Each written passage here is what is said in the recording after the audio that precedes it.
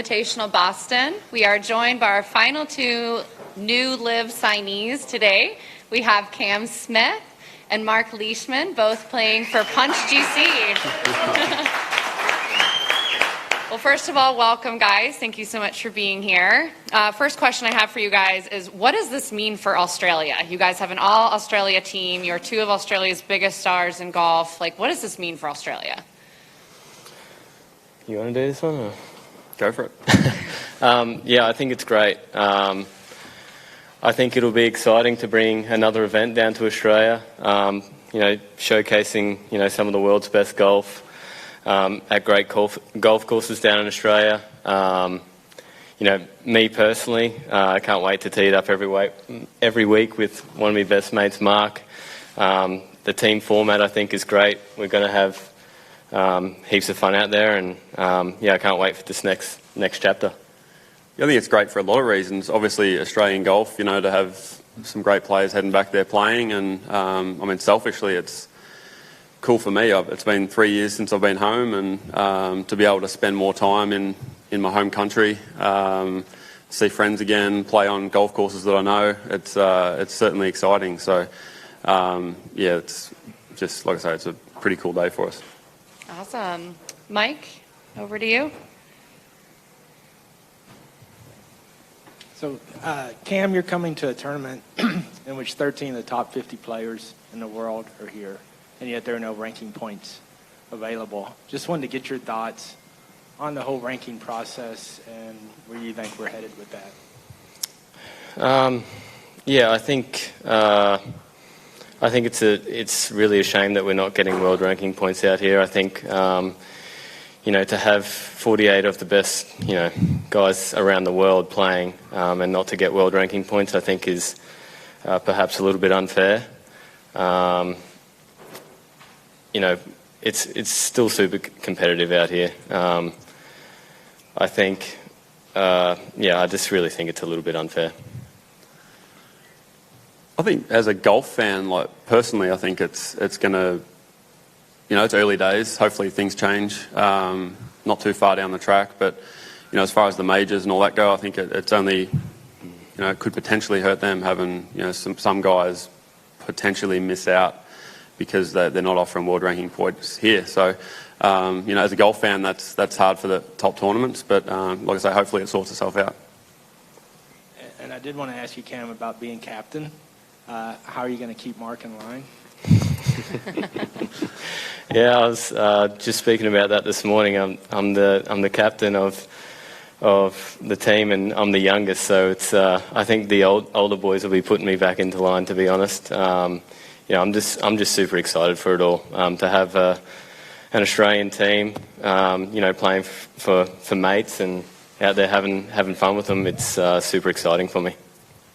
And we've got an Aussie right behind Mike, Evan. Hey guys, just first of all, when you were making the decision to come across to LIV Golf, how much did the majors factor into that, the uncertainty over those going forward? Cam, I know you're obviously the Open champion, so you may have more clarity than Mark does, but how much have the both of you had to think about that stuff?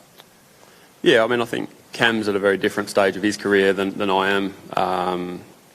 Certainly factored that into the decision. I didn't come over here for one reason or another. There was many reasons why I decided to be a part of this tour. 3 young kids at home, obviously to see them more.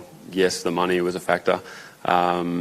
And just to spend more time at home. It was, home being Virginia Beach and also in Australia. So there was a lot of factors for me. The majors was one of them that maybe was a little bit of a down point, but like I said, hopefully things can sort itself out and I can get into those in the future. So, there's so many positives about this. Cam, do you feel a similar thing that, while your certainty is locked up for the next 5 years, is it something you had to factor in maybe after that? Yeah, absolutely. I think, like Mark said, we're at different stages in our career. I probably have a little bit more time on my hands than Mark does. I hope that these world ranking points will sort themselves out before my exemption is up. I think to the fans of major championship golf, it may be a little bit unfair on them. I think, majors is about having the best guys in the best field on the best golf courses, and hopefully we can sort that out. And just a team's question, if I can, how much different is professional golf going to be week in, week out for you guys now that you're not just playing for yourself? You have to think about other things, the team. It might give you a bit of motivation when maybe you're not near the top of the leaderboard. Could you both go through what you enjoy and maybe hope to improve about the team's aspect? Yeah, well, I mean, Cam hasn't had to worry about this too much lately, but, when you get to Friday afternoon and you're missing the cut, there's not a whole lot to play for. There's always going to be something to play for with this team aspect of it. If you're having a bad day, but one of your other teammates is having a bad day as well, you're going to try your butt off to try and beat him, and might cut a shot or two off that team, which could be huge at the end of the week. The team aspects was also a big reason for me to come over here and be a part of it. Up front. Hi. There has been a fair bit, obviously, of criticism and backlash. How does that sit with you, Cam, first of all? How do you take that sort of criticism? How does it play into your preparation for, your debut LIV event?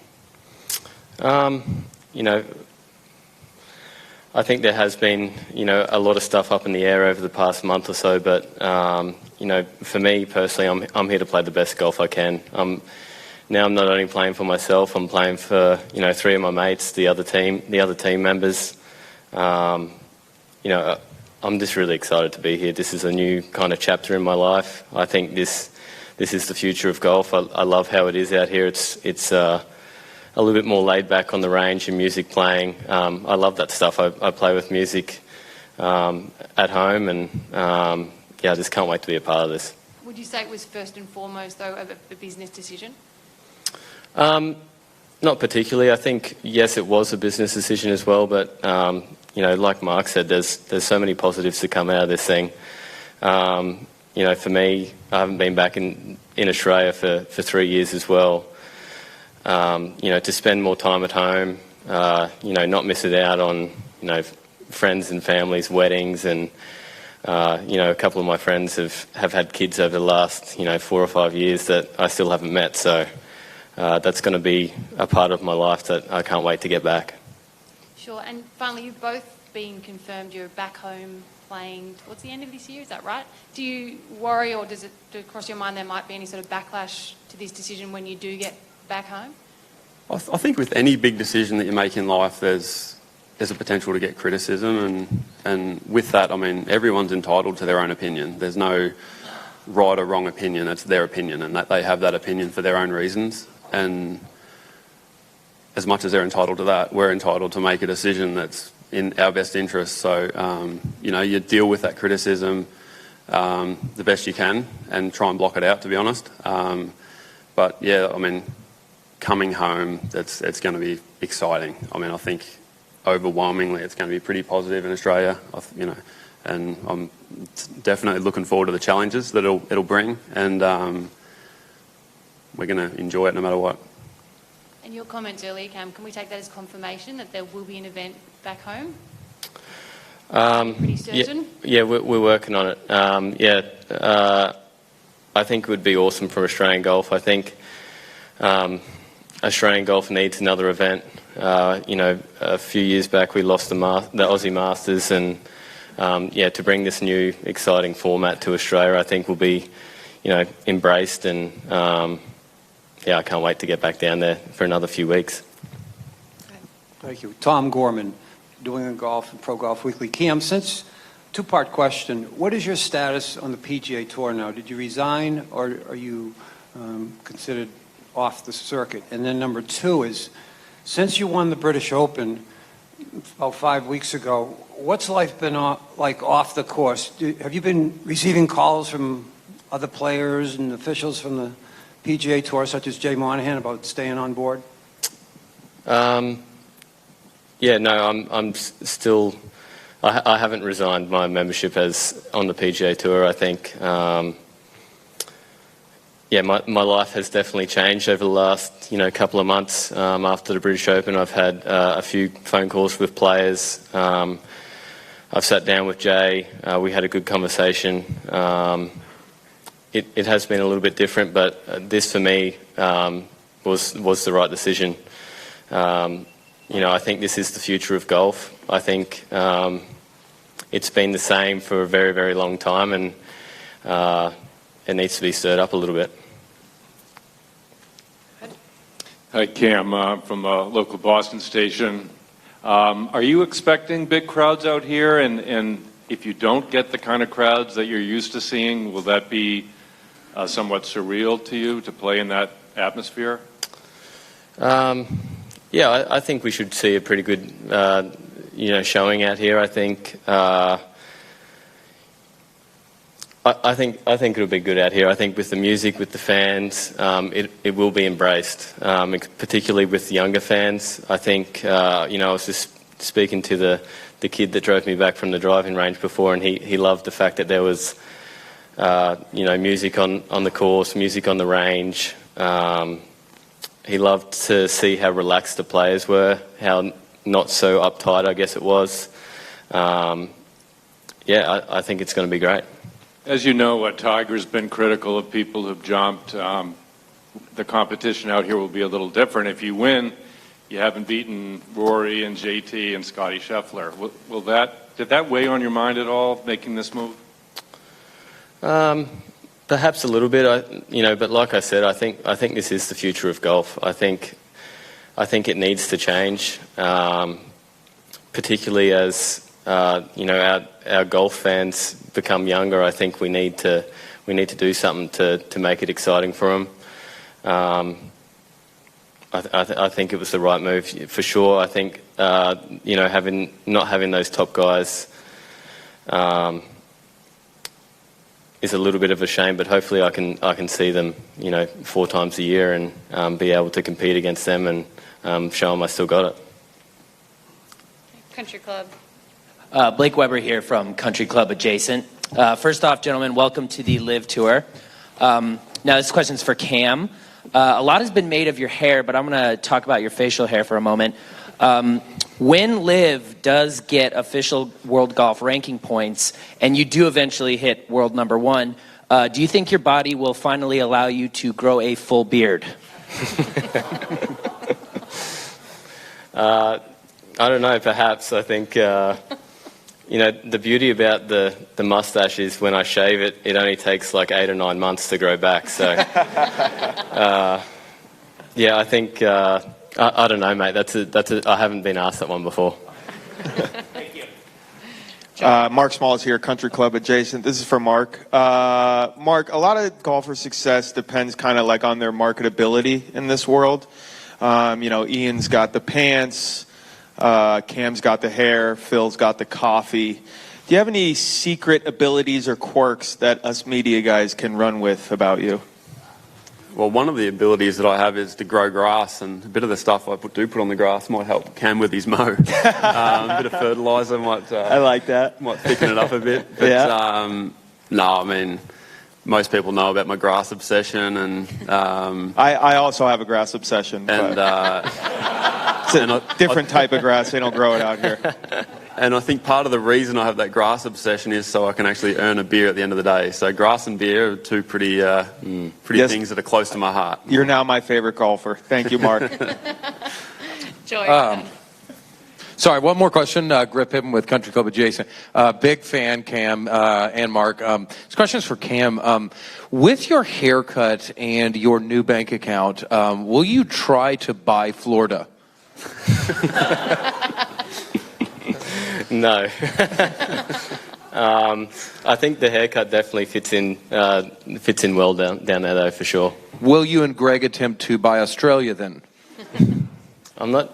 I think the Australians are coming around to it. I know it's big in footy back home. A lot of the rugby league boys and the AFL boys love a good mullet, and I'm just trying to keep up with them, to be honest.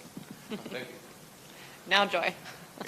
It was also funny, I've forgotten my question, but Mark, I wanted to ask you, I mean, you have gone through a very tough time when you almost quit golf. Was this decision anyway near as tough as the moments you've had to go through, or after that it has been so easy that you can just do anything now? Yeah, well, I think it was certainly a different decision. I mean, I wasn't making the decisions when Audrey got sick.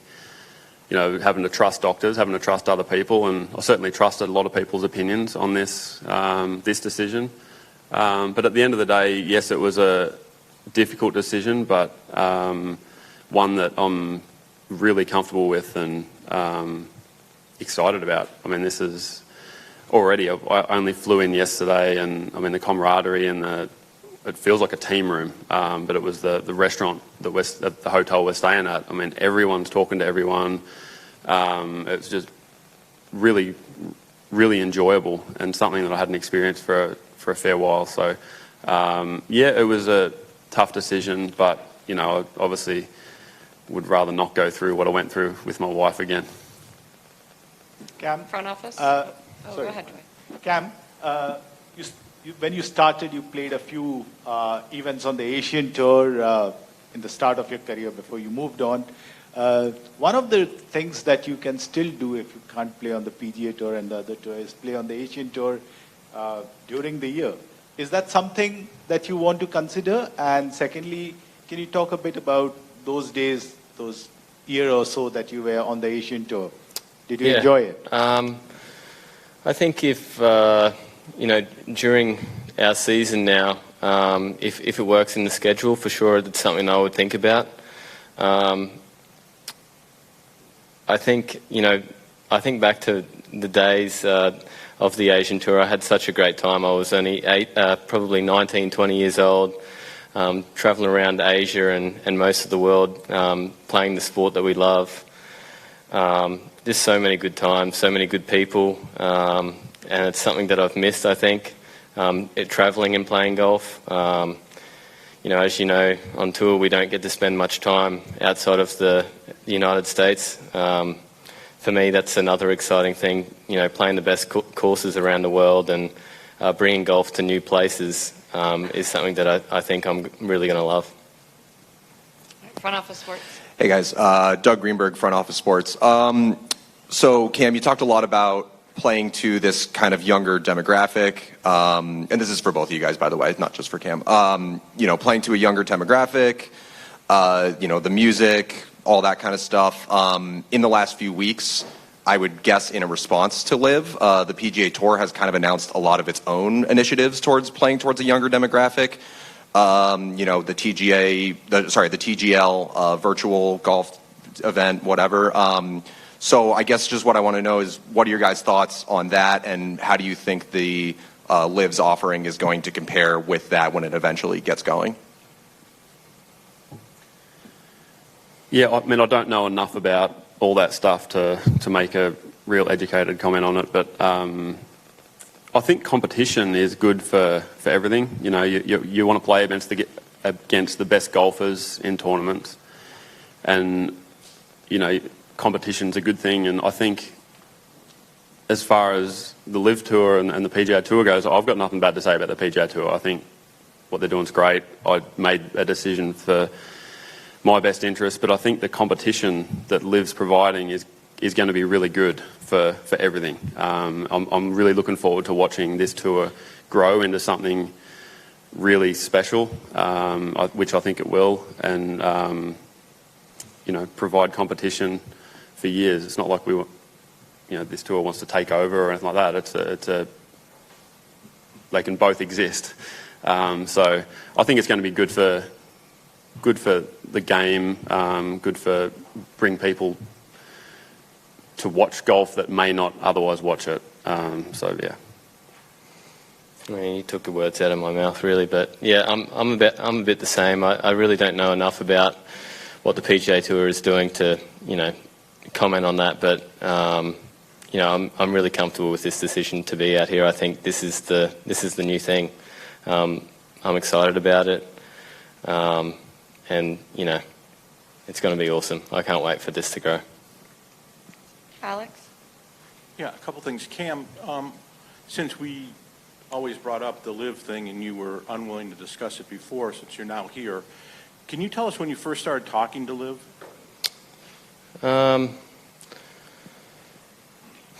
I really don't know. Probably a couple months, to be honest. Is it before the Open Championship? Yep. Okay. And was the offer that you first received, is that the offer that you accepted, or did you end up negotiating a different deal? I think the offer that I first received is one that I didn't really see. I think it was the team around me that, kept the negotiations going and ultimately came to an agreement. Okay. And then lastly, since you said you talked with Jay, and I think, Mark, you can maybe speak to this as well, the tour is trying to do different things, which you've just talked about. Was there anything in your mind that the tour could have done that might have kept you as a PGA Tour member? Not particularly, mate, to be honest. I think for me the biggest attraction was spending more time at home, getting that part of my life back. It's something that I've really missed. I think obviously the pandemic that we've had over the last couple of years didn't really help out, but for me to be able to go home, see my family, and play golf there more often, that was a really big up for me. I think, having a young family at home, I really wanted to play less, and I think I think it's hard to compete for the FedEx Cup if you play less. You have to be playing to do that. This was a great opportunity for me to play less golf but still be competitive. And on top of that, I mean, it's a really big business opportunity. Not only the golf, but the stuff outside of golf, like Cam spoke about with the tournament that's looking like being in Australia next year. Wherever it is, I'm not sure. Cam and Liv know more about that, but I think it's this team aspect of it. The franchises could become pretty lucrative, and I think that was very exciting. Something that could be after golf. Like, I don't know how many years I can play golf for, but after that, it's something I would love to continue to be a part of and continue to, be able to travel doing something I love, but potentially not with golf clubs, with something else. Claire? Hi, Claire Rogers, golf.com. Harold Varner was in here earlier, and I asked him about yesterday, and he said it was kind of a hard day for him after it went public that he had joined LIV. What have the last 24 hours been like for you guys? For me, I flew up yesterday morning. I think the announcement was made in the morning. It was a pretty cruisy day, to be honest. I come out here, hit some balls.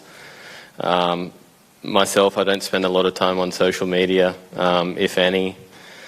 And, had a nice dinner with Dad and a friend and went to sleep. It was much the same. I mean, I think it's easier to make a transition when you're excited about something, whether it's from one golf club company to another one, or from one tour to another. If you're excited about it, I feel like it's a fairly easy transition. And with the people I've met so far that are involved with LIV, it's been really good. Like I spoke about last night at the hotel, just the camaraderie is amazing, and certainly made me feel very comfortable about my decision and excited about the future. We have time for a couple more. Sort of off the back of that, I guess, I just wanted to ask, you're both so excited to go home to Australia.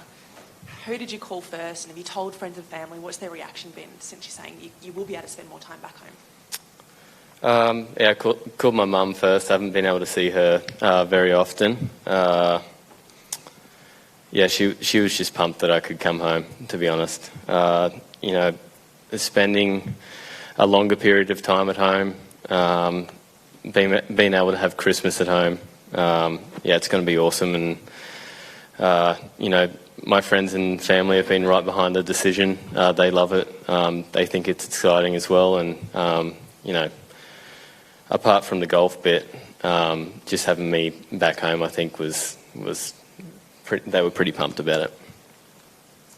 Yeah, I mean, the reaction for me has been, obviously telling all my friends and family has been fun and just overwhelmingly positive. Everyone's maybe not as excited as we are about it, but they're very, very excited about it. And this is a cool thing. Yes, it's different, but this is like a life change. It's not a career change, but a different path. And I feel like I've said exciting about 100 times, but this is I'm really excited about it. I got time for two more. I wanted to ask both of you, what does Greg Norman mean to you while growing up and now in this period in the last few months? What has he meant to you guys? I mean, he was my idol growing up. We used to go down to the Australian Masters and watch him with my parents. They're some of my best childhood memories, watching him. I remember I got a couple of golf balls off him a couple of years running, and a phone call from him about this made a huge difference. It's amazing to be a part of something that he's, I guess it's been in the pipeline for him for 20 or 30 years, maybe longer. So for it to come to fruition is pretty cool, and to be a part of it is great. Yeah, I mean, I played in the Greg Norman Jr. Foundation basically my whole life until I turned 18. He's been a big part of Australian golf. I think he will be forever a part of Australian golf, and we spoke a few times about this, and he's the idol. He's someone that I'd always listen to and always have open ears for, and I can't wait to help him out in this next chapter of everyone's life. You guys are obviously both excited about the team concept. The first event was won by the South Africans, the next two by DJ and the Americans. I'm just curious how important it is to have that common Aussie bond, and how will it manifest itself on the leaderboard? Yeah, we saw that DJ and the team there have won the last couple of events. It's certainly something that we want to put a stop to. I think we've got a really solid team this week. For me, I'm playing some of the best golf of my life at the moment. I know for the other boys this is a pretty exciting time, and hopefully we can get all behind each other's backs and get a win for Australia, and keep continuing to do that. Last one. Cam, Chubba Watson, Group Chat Golf. You've won the Open, you played on the PGA Tour for years, you're now here at LIV. Can you speak to the differences in your approach, if any, to the pre-round hair care routine? For me, I thought you were going to ask a serious question there.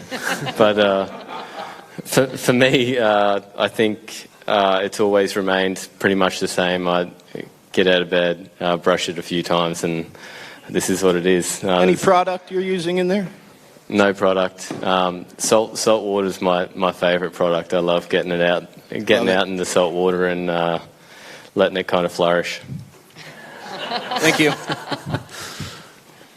All right, I think Alex had one more, and then we got to cut it off. One last for you guys. Obviously, the President's Cup's coming up in a couple of weeks. Did that in any way, shape, or form come into your mindset when deciding if to turn now or to wait after the President's Cup?